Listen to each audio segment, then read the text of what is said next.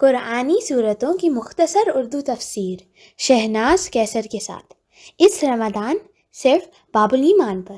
السلام علیکم رحمۃ اللہ وبرکاتہ۔ چلیے آج ہم اپنی سورہ اعراف شروع کرتے ہیں۔ نحمدہ و نصلی علی رسولہ الکریم، اما بعد، فاعوذ باللہ من الشیطان الرجیم، بسم اللہ الرحمن الرحیم۔ رب اشرح لی صدری ویسر لی امری واحلل عقدۃ من لسانی یفقہوا قولی، رب زدنی علما، اللہم فقہنا فی الدین، اللہم فقہنا فی الدین، اللہم فقہنا فی الدین۔ الف لام میم صاد، یہ کتاب ہے جو تمہاری طرف نازل کی گئی ہے۔ یہ حروف مقطعات ہیں جن کا علم صرف اللہ کے پاس ہے۔ بس اے نبی، تمہارے دل میں اس کی طرف سے کوئی جھجک نہ ہو۔ اس کے اتارنے کی غرض یہ ہے کہ تم اس کے ذریعے سے منکرین کو ڈراؤ اور ایمان لانے والوں کو نصیحت ہو۔ جو تمہارے رب کی طرف سے تم پر نازل کیا گیا اس کی پیروی کرو، اپنے رب کو چھوڑ کر دوسروں کی سرپرستی نہ کرو، مگر تم نصیحت کم ہی مانتے ہو۔ کتنی ہی بستیاں ہیں جنہیں ہم نے ہلاک کر دیا، ان پر ہمارا عذاب رات کے وقت اچانک پڑا یا دن دہاڑے ایسے وقت پر آیا کہ جب وہ آرام کر رہے تھے۔ جب وہ ہمارا عذاب ان پر آیا تو ان کی زبان پر صرف ایک ہی بات تھی کہ واقعی ہم ہی ظالم تھے۔ بس یہ ضرور ہو کر رہنا ہے کہ ہم ان لوگوں سے باز پرس کریں جن کی طرف ہم نے پیغمبر بھیجے ہیں، اور پیغمبروں سے بھی پوچھے کہ انہوں نے پیغام رسانی کا فرض کہاں تک انجام دیا اور انہیں کیا جواب ملا۔ پھر جب ہم خود پورے علم کے ساتھ ساری سرگزشت ان کے سامنے پیش کر دیں گے، آخر ہم کہیں غائب تو نہیں تھے۔ اور وزن اس روز عین حق کا ہوگا، جن کے پلے بھاری ہوں گے وہی فلاح پانے والے ہوں گے، اور جن کے پلے ہلکے ہوں گے وہی اپنے آپ کو خسارے میں مبتلا کرنے والے ہوں گے، کیونکہ وہ ہماری آیات کے ساتھ بہت ظالمانہ رویہ کرتے رہے ہیں۔ ہم نے تمہیں زمین میں اختیارات کے ساتھ بسایا اور تمہارے لیے یہاں سامان زندگی فراہم کیا تھا، مگر تم لوگ کم ہی شکر گزار ہوتے ہو۔ ہم لوگ تو ہیں ہی ناشکر بندے، اللہ کا کم ہی شکر ادا کرتے ہیں۔ ہم نے تمہاری تخلیق کی ابتدا کی، تمہاری صورت بنائی، پھر فرشتوں سے کہا کہ آدم کو سجدہ کرو۔ اس حکم پر سب نے سجدہ کیا، مگر ابلیس سجدہ کرنے والوں میں شامل نہ ہوا۔ پوچھا تجھے کس چیز نے سجدے سے روکا جبکہ میں نے تجھے حکم دیا تھا؟ تو جواب دیا، میں اس سے بہتر ہوں۔ تو نے مجھے آگ سے پیدا کیا اور اسے مٹی سے، فرمایا اچھا تو یہاں سے نیچے اتر جا، تجھے حق نہیں کہ یہاں بڑائی کا گھمنڈ کرے۔ اللہ کو تکبر سخت ناپسند ہے، یہ ہمیشہ یاد رکھنا چاہیے۔ اور در حقیقت تو ان لوگوں میں سے ہے جو خود اپنی ذلت چاہتے ہیں۔ بولا مجھے اس دن تک مہلت دے جب یہ سب دوبارہ اٹھائے جائیں گے۔ فرمایا تجھے مہلت ہے۔ تو وہ بولا اچھا تو جس طرح تو نے مجھے گمراہی میں مبتلا کیا ہے، میں بھی اب تیری سیدھی راہ پر ان انسانوں کی گھات میں لگا رہوں گا، آگے اور پیچھے، دائیں اور بائیں، ہر طرف سے ان کو گھیروں گا، اور تو ان میں سے اکثر کو شکر گزار نہ پائے گا۔ فرمایا نکل جا یہاں سے ذلیل اور ٹھکرایا ہوا، یقین رکھ کہ ان میں سے جو تیری پیروی کریں گے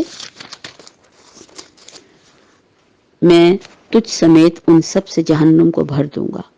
اور اے آدم، تو اور تیری بیوی دونوں جنت میں رہو، یہاں جس چیز کو تمہارا دل چاہے کھاؤ، مگر اس درخت کے قریب نہ پھٹکنا، اور ورنہ تم ظالموں میں سے ہو جاؤ گے۔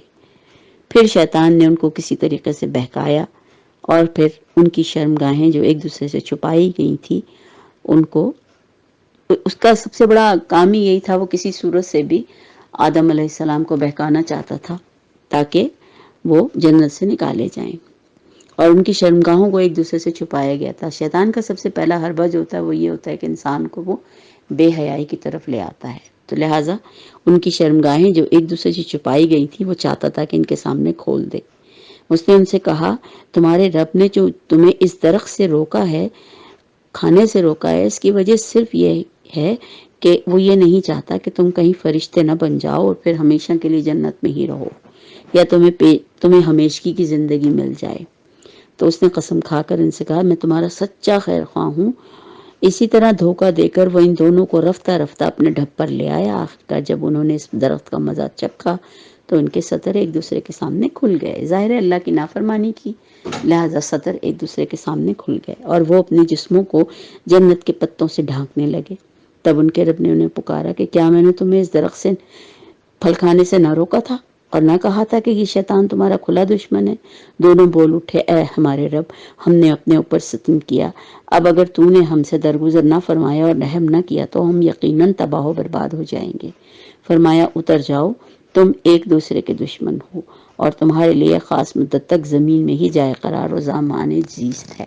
یعنی انسان کو انسان کا دشمن بھی بنایا گیا ہے، اور خاص طور پہ کہتے ہیں کہ اہل و عیال بھی ایک دوسرے کے دشمن ہی ہوتے ہیں، کیونکہ ان کی وجہ سے ہی انسان اپنے صحیح راستے سے بھٹک جاتا ہے۔ اور فرمایا وہیں تم کو جینا ہے اور وہیں مرنا ہے، اور اسی میں سے تم آخرکار دوبارہ نکالے جاؤ گے۔ اے اولاد آدم، ہم نے تم پر لباس نازل کیا ہے تاکہ تمہارے جسم کے قابل شرم حصوں کو ڈھانکے، اور تمہارے لیے جسم کی حفاظت و زینت کا ذریعہ بھی ہو، اور بہترین لباس تقوی کا لباس ہے، یہ اللہ کی نشانیوں میں سے ایک نشانی ہے، شاید کہ لوگ اس سے سبق لیں۔ اے بنی آدم، ایسا نہ ہو کہ شیطان تمہیں پھر اسی طرح فتنے میں مبتلا کر دے جس طرح اس نے تمہارے والدین کو جنت سے نکلوایا تھا اور ان کے لباس ان پر سے اتروا دیے تھے، تاکہ ان کی شرمگاہیں ایک دوسرے کے سامنے کھول لے، اور اس کے ساتھ ہی تمہیں ایسی جگہ سے دیکھتے ہیں وہ، اور اس کے ساتھ ہی اصل میں جنات اور شیطان ہمیں دیکھ سکتے ہیں، کیونکہ شیطان اور جنات ایک ہی قسم کی بنائی ہوئی چیزیں ہیں، تو لہٰذا یہ ہمیں دور سے دیکھ سکتے ہیں، لیکن ہم انہیں نہیں دیکھ سکتے۔ ان شیاطین کو ہم نے ان لوگوں کا سرپرست بنا دیا ہے جو ایمان لاتے ہیں۔ یہ لوگ جب کوئی شرمناک کام کرتے ہیں تو کہتے ہیں کہ ہم نے اپنے باپ دادا کو اسی طریقے پہ پایا۔ یہ اہل مکہ کی بات ہو رہی ہے، اور اللہ ہی نے ہمیں ایسا کرنے کا حکم دیا ہے۔ ان سے کہو اللہ بے حیائی کی باتوں کا حکم نہیں دیتا، کیونکہ یہ لوگ اکثر حج کے موقع پر اور عمرے کے موقع پر برہنہ ہو کر طواف کیا کرتے تھے، تو اللہ تعالیٰ یہی جواب دے رہا ہے کہ اللہ تعالیٰ کبھی بے حیائی کی باتوں کا حکم نہیں دیتا۔ کیا تم اللہ کا نام لے کر وہ باتیں کہتے ہو جن کے متعلق تمہیں علم نہیں کہ وہ اللہ کی طرف سے ہیں؟ اے نبی ان سے کہو میرے رب نے تو راستی و انصاف کا حکم دیا ہے، اور اس کا حکم تو یہ ہے کہ ہر عبادت میں اپنا رخ ٹھیک رکھو اور اسی کو پکارو، اپنے دین کو اس کے لیے خالص رکھ لو۔ جس طرح اس نے تمہیں پیدا کیا اسی طرح تمہیں اب پیدا کیا، یعنی موجودہ زندگی میں پیدا کیا، اسی طرح مرنے کے بعد تم دوبارہ پیدا کیے جاؤ گے۔ ایک گروہ کو تو اس نے سیدھا راستہ دکھا دیا ہے، مگر دوسرے گروہ پر گمراہی چپک کے رہ گئی ہے، کیونکہ انہوں نے خدا کے بجائے شیاطین کو اپنا سرپرست بنایا، اور وہ سمجھ رہے ہیں کہ ہم سیدھے راستے پر ہیں۔ اے بنی آدم، ہر عبادت کے موقع پر اپنی زینت سے آراستہ رہو، کھاؤ پیو، حد سے تجاوز نہ کرو۔ نہ کھانا منع ہے، نہ پینا منع ہے، نہ ہی اچھے کپڑے پہننا منع ہے، مگر جو حدود اللہ تعالیٰ نے مقرر کیے ان حدود کی پابندی بہت لازمی ہے، کیونکہ اللہ حد سے بڑھنے والوں کو پسند نہیں کرتا۔ اے نبی ان سے کہو کہ کس نے اللہ کی اس زینت کو حرام کر دیا جسے اللہ نے اپنے بندوں کے لیے نکالا تھا، اور کس نے خدا کی بخشی ہوئی پاک چیزیں ممنوع کر دی؟ کہو یہ ساری چیزیں دنیا کی زندگی میں بھی ایمان لانے والوں کے لیے ہیں، اور قیامت کے روز تو خالصتاً انہی کے لیے ہوں گی۔ اس طرح ہم اپنی باتیں صاف صاف بیان کرتے ہیں ان لوگوں کے لیے جو علم رکھنے والے ہیں۔ اے نبی ان سے کہو کہ میرے رب نے جو چیزیں حرام کی ہیں وہ تو یہ ہیں بے شرمی کے کام، خواہ کھلے ہوں یا چھپے، اور گناہ اور حق کے خلاف زیادتی، اور یہ کہ اللہ کے ساتھ تم کسی کو شریک کرو، اور ایسی کسی کو شریک کرو جس کے لیے کوئی سند کوئی دلیل نہیں ہے، اور یہ کہ اللہ کے نام پر کوئی ایسی بات کہو جس کے متعلق تمہیں علم ہی نہ ہو کہ وہ حقیقت میں اس نے فرمائی ہے، یعنی ہم ایسی کہہ دیں کہ اللہ نے یوں کہا ہے، یہ ہم نہیں کر سکتے۔ اے نبی ان سے کہو میرے رب نے جو چیزیں حرام کی ہیں وہ چیزیں حرام اللہ ہی کی طرف سے ہوئی ہیں، لہٰذا ان کو ہم حلال نہیں، حرام ہیں تو حرام ہیں اور حلال ہیں تو حلال ہیں۔ ہر قوم کے لیے مہلت کی ایک مدت مقرر ہے، جب کسی قوم کی مدت پوری ہو جاتی ہے تو وہ ایک گھڑی بھر کی تاخیر بھی نہیں ہوتی، اور یہ بات اللہ نے آغاز تخلیق میں ہی صاف فرما دی تھی کہ اے بنی آدم یاد رکھو تمہارے پاس خود تم میں سے ایسے رسول آئیں جو تمہیں میری آیات سنا رہے ہیں، تو جو کوئی نافرمانی سے بچے گا، اپنے رویے کی اصلاح کر لے گا، اس کے لیے کوئی خوف، کوئی پریشانی، کوئی رنج کا موقع نہ ہوگا۔ اور جو لوگ ہماری آیات کو جھٹلائیں گے، ان کے مقابلے میں سرکشی برتیں گے، تو پھر وہ اپنے لیے اپنا دردناک انجام دیکھنے کے لیے تیار رہیں گے، جو کہ دوزخ ہوگا جہاں وہ ہمیشہ رہیں گے۔ آخر اس سے بڑھ کر ظالم اور کون ہوگا جو بالکل جھوٹی باتیں کر کر اللہ کی طرف منسوب کرے یا اللہ کی سچی آیات کو جھٹلائے۔ ایسے لوگ اپنے لیے خود ہی اپنی تقدیر کے مطابق فیصلہ اور اپنا حصہ پا کر رہیں گے، یہاں تک کہ وہ گھڑی آ جائے گی جب ہمارے بھیجے ہوئے فرشتے ان کی روحیں قبض کرنے کے لیے پہنچیں گے تو وہ ان سے پوچھیں گے کہ بتاؤ اب کہاں ہیں تمہارے وہ معبود جن کو تم خدا کے بجائے پکارتے تھے؟ وہ کہیں گے وہ تو ہم سے سب گم ہو گئے، اور یہ خود وہ اپنے خلاف گواہی دیں گے کہ ہم واقعی منکر حق تھے۔ اللہ فرمائے گا جاؤ تم بھی اسی جہنم میں چلے جاؤ جس میں تم پہلے سے گزرے ہوئے گروہ جن و انس جا چکے ہیں، حتیٰ کہ وہ جب وہاں سب جمع ہو جائیں گے تو ہر بعد والا گروہ پہلے گروہ کے حق میں کہے گا کہ اے میرے رب یہ لوگ وہی تھے جنہوں نے ہمیں گمراہ کیا، لہٰذا انہیں آگ کا دوہرا عذاب دے۔ جواب میں ارشاد ہوگا ہر ایک کے لیے دور عذاب ہی ہے مگر تم جانتے نہیں. اور پہلا گروہ دوسرے گروہ سے کہے گا اگر ہم قابل الزام تھے تو تم کو ہم پر کون سی فضیلت حاصل تھی. اب اپنی کمائی کے نتیجے میں عذاب کا مزہ چکھو. یقین جانو جن لوگوں نے ہماری آیات کو جھٹلایا ہے وہ ان کے مقابلے میں سرکشی ہے. ان کے لیے آسمان کے دروازے ہرگز نہ کھولے جائیں گے. ان کا جنت میں جانا اتنا ہی ناممکن ہے جتنا کہ سوئی کے ناکے میں سے اونٹ کا گزرنا ناممکنات میں سے ہے.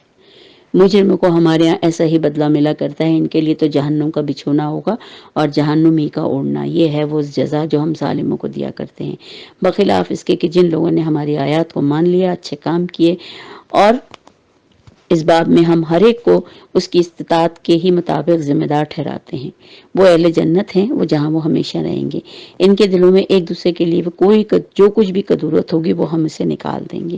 ان کے نیچے نہریں بہتی ہوں گی اور وہ کہیں گے تعریف اس خدا کے لیے ہے جس نے ہمیں یہ راستہ دکھایا. ہم خود اس راہ کو کبھی نہ پا سکتے تھے اگر خدا ہماری رہنمائی نہ کرتا. ہمارے رب کے بھیجے ہوئے رسول واقعی حق ہی لے کر آئے تھے. اس وقت ندا آئے گی کہ یہ جنت جس کے تم وارث بنائے گئے ہو تمہیں ان اعمال کے بدلے میں ملی ہے جو تم کرتے رہے ہو. سبحان اللہ. اللہ ہمیں اس بات کی توفیق دے کہ ہم اپنی جنت کو کما لیں اور اللہ کو راضی کر لیں. آمین.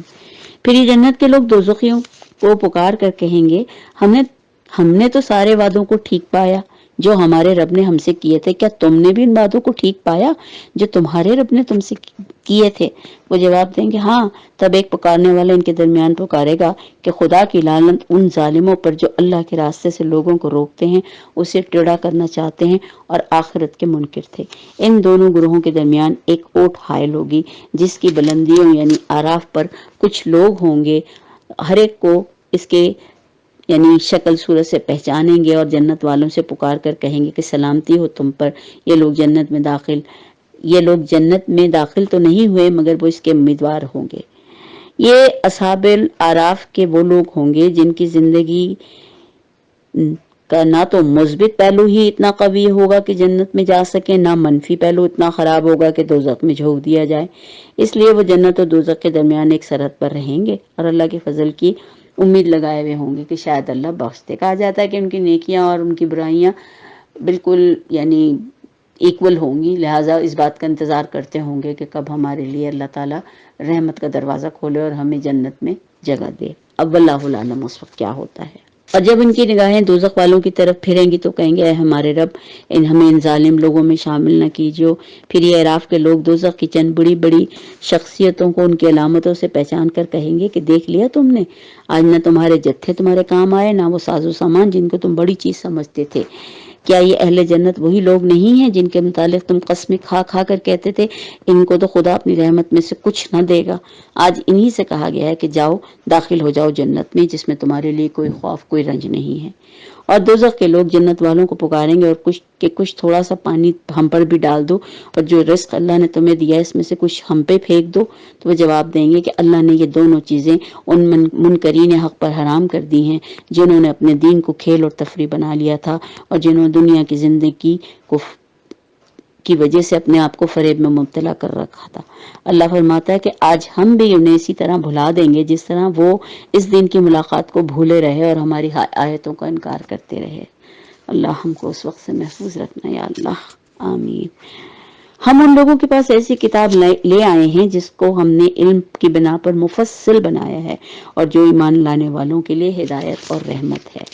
اب کیا یہ لوگ اس کے سوا کسی اور بات کے منتظر ہیں کہ وہ انجام سامنے آ جائے جس کی یہ کتاب خبر دے رہی ہے. جس روز وہ انجام سامنے آ گیا تو پھر یہ لوگ کہیں گے کہ کیا یہ وہی لوگ ہیں جنہیں پہلے نظر انداز کر دیا تھا. کہیں گے کہ واقعی ہمارے رب کے رسول حق لے کر آئے تھے. پھر کیا اب ہمیں کچھ سفارشی ملیں گے جو ہمارے حق میں سفارش کریں یا ہمیں دوبارہ واپس بھیج دیا جائے تاکہ ہم جو کچھ پہلے کرتے تھے اب اس کے بجائے دوسرے طریقے پر کام کر کے دکھائیں. تو انہوں نے اپنے آپ کو گویا خسارے میں ڈال لیا. وہ سارے جھوٹ تھے جو انہوں نے تصنیف کر رکھے تھے جو آج گم ہو گئے. محض اپنی سوچوں کے مطابق زندگی گزارنے والوں کا فائنلی یہی انجام ہونے والا ہے کیونکہ جب ہم اللہ کے بتائے ہوئے راستے کو چھوڑ کر اپنے ہی متعین کردہ راستوں پر چلتے رہیں گے تو ہمارا کیا انجام ہوگا. یہ تو ہمیں خود بھی سمجھ میں آ جانا چاہیے کہ ہم کیا کر رہے ہیں اور کیا ہمارے ساتھ ہونے والا ہے. بہرحال اللہ تعالی ہماری مدد کرے کیونکہ سب سے بڑی بات تو یہی ہے کہ ہم ان چیزوں کو سمجھ لیں کہ آج جو چیزیں ہم کر رہے ہیں ہمیں ضروری نہیں ہے کہ یہ چیزیں ہمیں کام آنے والی ہیں۔ در حقیقت تمہارا رب اللہ ہی ہے جس نے آسمانوں و زمینوں کو 6 دنوں میں پیدا کیا، پھر اپنے تخت سلطنت پر جلوہ فرما ہوا جو رات کو دن پر ڈھانکتا ہے، پھر دن رات کے پیچھے دوڑاتا چلا آتا ہے، جس نے سورج اور چاند تارے سب پیدا کیے، سب اس کے تابع فرمان کے تابع ہیں۔ خبردار رہو، سب کچھ اسی کی مخلوق ہے، اسی کی خلق ہے اور اسی کا امر ہے، وہ بڑا بابرکت ہے۔ اللہ سارے جہانوں کا مالک و پروردگار ہے۔ اپنے رب کو پکارتے رہو اور چپکے چپکے، یقیناً وہ حد سے گزرنے والوں کو پسند نہیں کرتا۔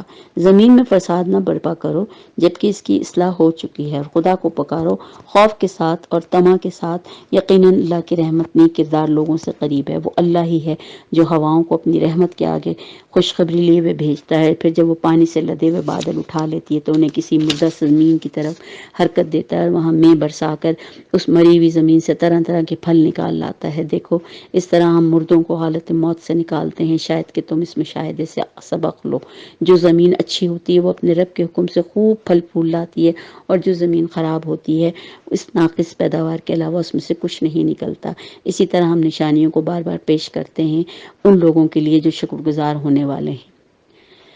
ہم نے نوح کو اس کی قوم کی طرف بھیجا، اس نے کہا اے برادران قوم، اللہ کی بندگی کرو، اس کے سوا تمہارا کوئی خدا نہیں، میں تمہارے حق میں ایک ہولناک دن کے عذاب سے ڈرتا ہوں۔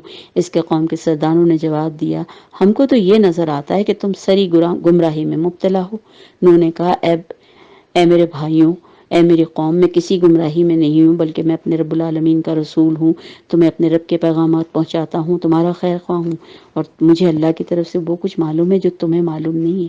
کیا تمہیں اس بات پر تعجب ہوا کہ تمہارے پاس خود تمہاری اپنی قوم کے ایک آدمی کے ذریعے سے تمہارے رب کی یاد دہانی آ گئی تاکہ تمہیں خبردار کرے اور تم غلط روی سے بچ جاؤ اور تم پر رحم کیا جائے؟ مگر انہوں نے اس کو جھٹلا دیا۔ آخرکار ہم نے اسے اس کے ساتھیوں کو ایک کشتی میں نجات دے دی اور ان لوگوں کو ڈبو دیا جنہوں نے ہماری آیات کو جھٹلایا تھا، یقیناً وہ اندھے لوگ تھے۔ اور عاد کی طرف ہم نے ان کے بھائی ہود کو بھیجا، اس نے کہا اے برادران قوم، اللہ کی بندگی کرو، اس کے سوا کوئی تمہارا خدا نہیں، کیا تم غلط روی سے پرہیز نہ کرو گے؟ اس کے قوم کے سرداروں نے جو اس کی بات ماننے سے انکار کر رہے تھے جواب میں کہا ہم تو تمہیں ہی بے عقل سمجھتے ہیں اور ہمیں گمان ہے کہ تم جھوٹے ہو۔ تو اس نے کہا اے میری قوم، اے میرے بھائیوں، میں بے عقلی میں مبتلا نہیں ہوں بلکہ رب العالمین کی طرف سے بھیجا ہوا ایک رسول ہوں، تم کو اپنے رب کے پیغامات پہنچاتا ہوں، تمہارا خیر خواہ ہوں، تم مجھ پر بھروسہ کر سکتے ہو۔ کیا تمہیں اس بات پر تعجب ہے کہ خود تمہارے پاس تمہاری اپنی قوم کے ایک آدمی کے ذریعے سے تمہارے رب کی یاد دہانی آئی ہے تاکہ وہ تمہیں خبردار کرتے؟ بھول نہ جاؤ کہ تمہارے رب نے نوح کے قوم کے بعد تم کو اس کا جانشین بنایا تھا اور تمہیں خوبصورت بھی بنایا، صحت مند بھی بنایا اور طاقتور بھی بنایا۔ اللہ کی قدرت کے کرشموں کو یاد رکھو، امید ہے کہ فلاح پاؤ گے۔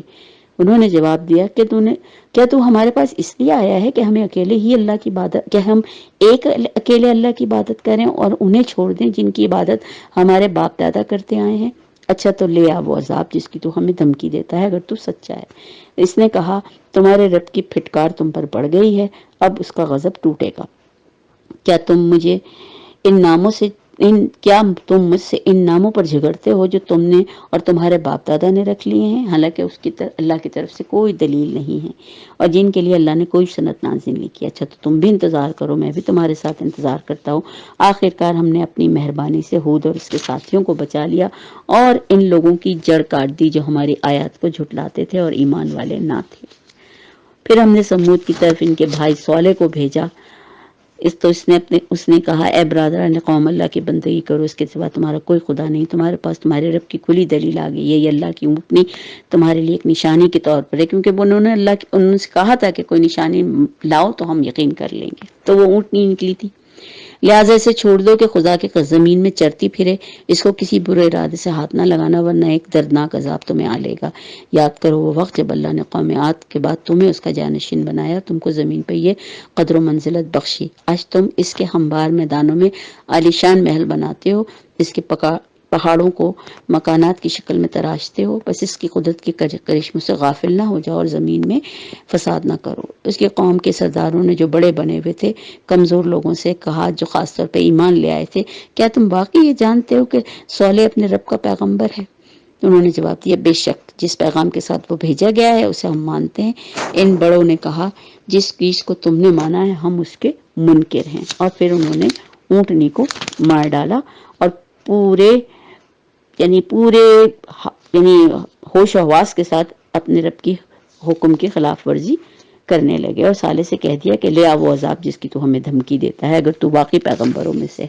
آخرکار ایک دہلانے والی آفت نے انہیں آ لیا اور وہ اپنے گھروں میں اوندے کے اوندے پڑے رہ گئے، اور صالح یہ کہتا ہوا ان کی بستی سے نکل گیا کہ اے میری قوم، میں نے تو اپنے رب کا پیغام تمہیں پہنچا دیا، میں تو بہت خیر خواہ ہوں مگر میں کیا کروں کہ تجھے اے میری قوم اپنی خیر خواہی بالکل پسند نہیں۔ الحمدللہ رب العالمین، ہماری سورہ اعراف کی 79 آیات ہم پوری کر چکے ہیں، لہٰذا میں باقی آیت اپنی اگلی نشست میں کروں گی انشاءاللہ۔ اللہ ہمارے اس بیٹھنے کو قبول کرے اور ہمیں اس کو سمجھنے کی توفیق دے۔ وما آخر دعوانا ان الحمدللہ رب العالمین۔